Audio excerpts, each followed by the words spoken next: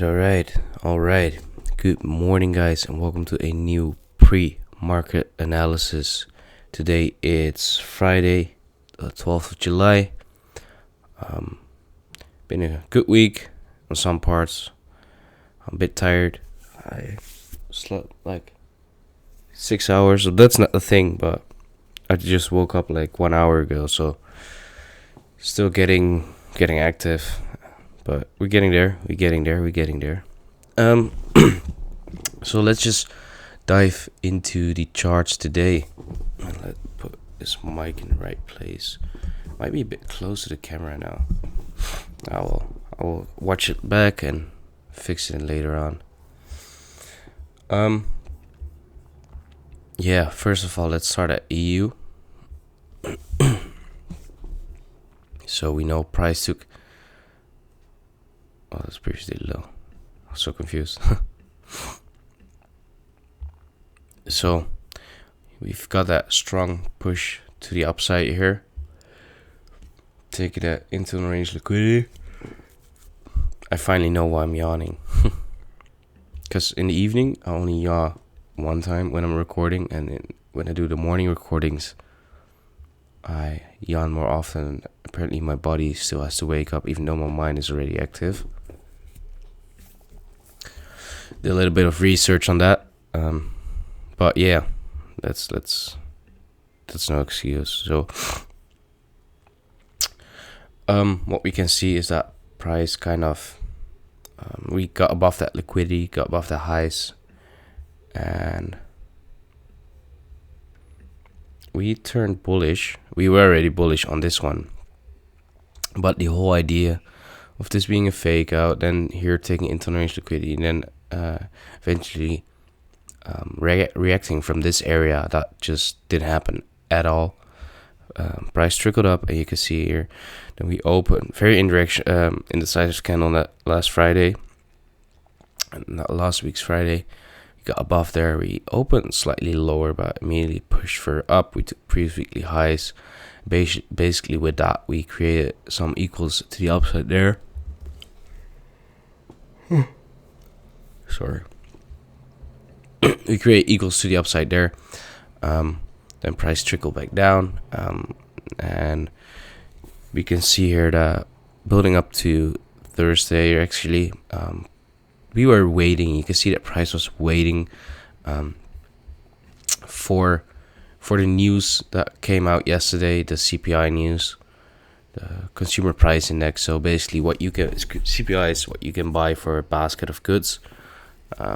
This is just a certain amount, and it's basically your consumer, the buying power of a consumer or consumer. So, and this was actually, if we look at yesterday, they expected it to be worse than the previous time, but it was even worse than the expectations, and that's what caused the strong move. And month on month it was even negative.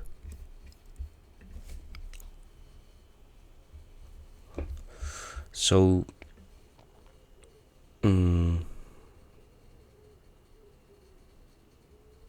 let's see, where were we? Okay. So that being said, price was very crucial on the way up, and then the news started to come in. So this was yesterday morning, and during that news we pushed to the upside, took out everything there, took out everything to the left side, and then we got back down. And I'm really curious to see whether we are ready to move instantly to the downside, or that we have to move one move higher before we go to the downside. Ideally, of course, we want to move down now, because there's not much to work with anyway here. So if we just start to form bearish order flow, we can short into that. Let's take a look at past price action where these pushes happened.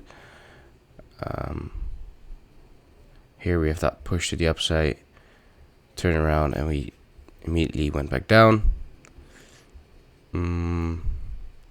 Let's see if we've got one the other way around. So this was bullish, so we went to the upside anyway. Here we had that push down, but there wasn't any liquidity taken here yet, so that's why we moved further down. Here, push to the upside, turn around. Push to the upside, back down, further up, and then turn around. So here we indeed got that. You can clearly see we have that liquidity there, bearish break, into the range liquidity taken, fake structure being formed, that being taken out, and then the push to the downside. So in some cases we do push higher, other cases we continue down right away.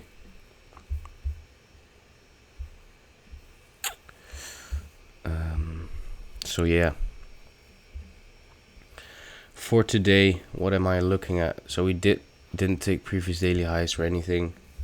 If I zoom in, we can see that Asia highs are still being intact as well.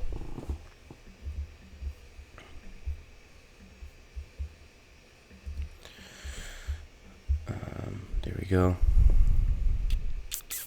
So Asia high still being intact, Asia low still being intact. We do start to form some slightly bearish structure here, but nothing major yet.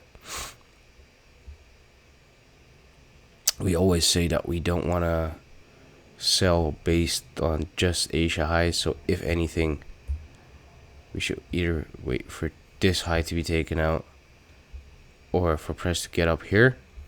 If we wait for this high to be taken out, which is up here, then our entry area will come from this area here, supply zone that sits above there, and that would be a potential short area. Does make sense. We have a high, a low, a lower high, a lower low. Be aware that we are in the only 5-minute time frame, so it is alright, but slightly low. I'd rather stay on the 15. Then there's not really an entry area, so we just keep this for a case study. I won't be entering, doesn't fit the plan. I'll probably stay out of the markets today anyway, because yeah, we had opportunities this week. We've got some more news coming out today, more PPI, so that's producer price index. That's basically for the companies, and same story, what they can buy, their buying power, their dominance in the market. And then we have so for EU today, we took out a lot of highs, we took a lot of liquidity, we took it out with rapid pace, but I'm not interested in shorts yet. If you look to the left here, we can see that we have a sort of a high, a low, a lower high, a lower low. Then price sweeps that high that was formed, whether it's this one, this high, or this one, doesn't matter. It sweeps it high there, and then we have a nice supply zone we can work with, so we tapped into that area. Oops. And this is a nice 4-hour supply zone. This is a 5-minute supply zone. And yeah, so this is the last chance, if you ask me, for us to turn around. So there could be one more. And we do have equals up here. If we slightly stretch it to confirm that, yes, we do. And just above that sits another order block. So candle 1, candle 3, the gap. So that could be the one as well. I would include that and that as well. So in this case, it's already mitigated, but we do have those equals with that block there. So let's give that a little color, just so we can keep that in mind. Maybe just red, just like the line. So you just can take notice of that, keep that in mind, that's there. And And yeah, okay, let's take a look at GU, because there's no trades for us on EU.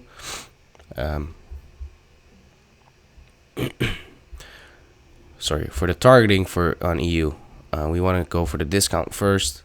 Then if we zoom out, we know that we still have this bearish range here. We reach back into premium pricing, although price is quite fast to the upside. We are looking at lower pricing just because we're following the structure. But we can't ignore that this is quite correctional. But then another thing is that this is just long periods of time anyway. So of course, in the meantime, you have some correctional moves. What price behavior wise, it's a bit tricky. It's quite correctional here. Then we get a push to the downside, then quite fast to the upside. Then we've a push to the downside. And really, what I like to see now is that over here we had that wick being formed, and now we have that wick formation again, and that was followed by a push further to the downside. So this could be just another lag to build up more liquidity before we move lower. But again, we don't know until we know, and therefore we just keep following the most recent structures, and that starts with buying here. Then on GU, if you zoom out, so as I said yesterday in the daily recap, we have that push to the upside, which is quite strong.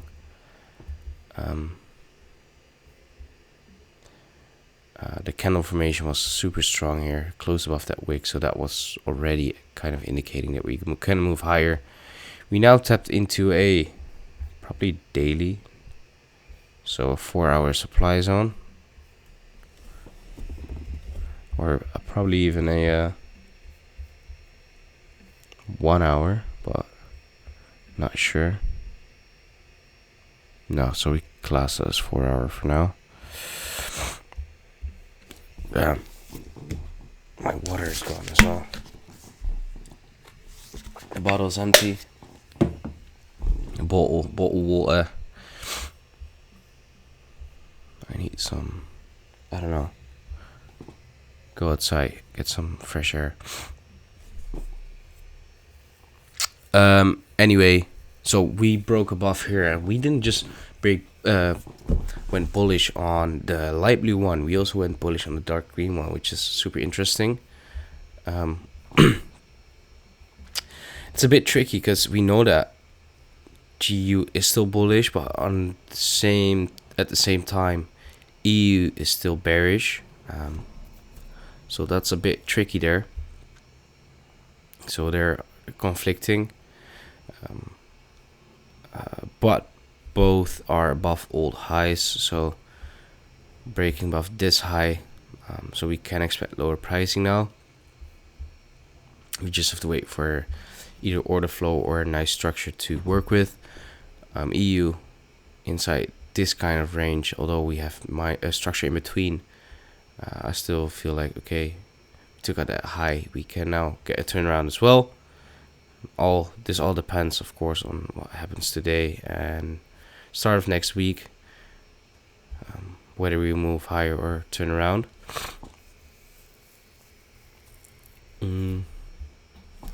But yeah, for GU, pretty much same as EU. There's not much to trade with as of yet. Still quite a strong candle closed above here on the daily.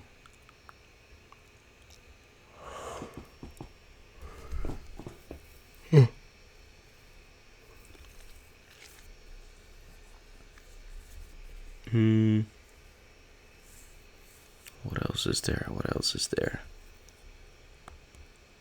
Yeah, it's pretty much the same as an EU, where we now have this lag we can work with, and we start to long from this area. If we don't get longs from this area, that's completely alright, because we have this entire lag. But I just don't want to ignore this more minor structure to it first, because there might be long possibilities already before we reach down here. And let's see. and it's way too far away, so we will be missing out way too much if you don't give it a shot over here, if we wait for this area. So that's why I'm saying we can already long here. But same as in EU, we wait for some form of bearish order flow. We kind of got that now, but we still have Asia highs up here. Oops. We still have Asia highs up here. And we've got Asia lows down here. So yeah, high, low, lower high, lower low, same story as EU, lower high, not a lower low yet, and we don't sell before Asia highs. So although it reacted from this area, we took liquidity there. So we do have reasoning to short from this area, but didn't get any break, and just doesn't fit the plan unless we have a nice proper break, but we don't have that here. We just have a push and a bearish order flow, meaning that we could, if price wants to, just move higher instantly instead of continue further to the downside. We now know that this is a news low, by the way, and news low are always our targets, or news highs and lows, news low. So that's definitely on the cards to be targeted, to be taken out. Same for EU. The bottom of the news.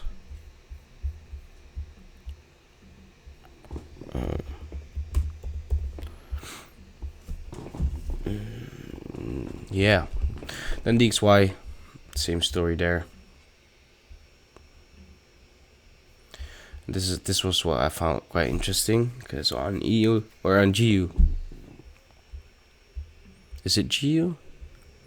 It's to the downside. We have equals there, and we want to move lower and maybe take out those equals. But DXY have equals to the downside as well.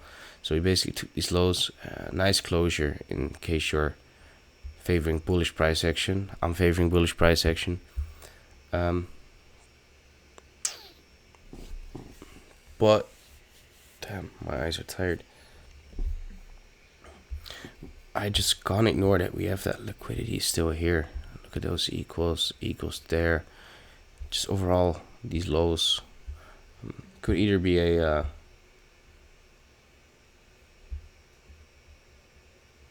so that's quite large though.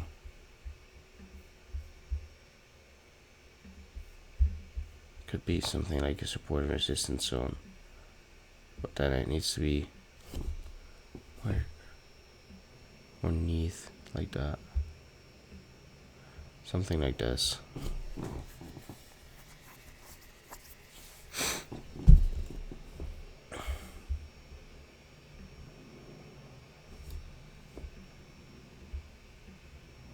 Yeah.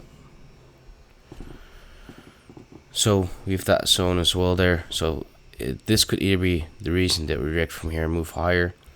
Other than that, I think that we still have room to the downside and take that out and then move higher. So we just gotta see what happens there.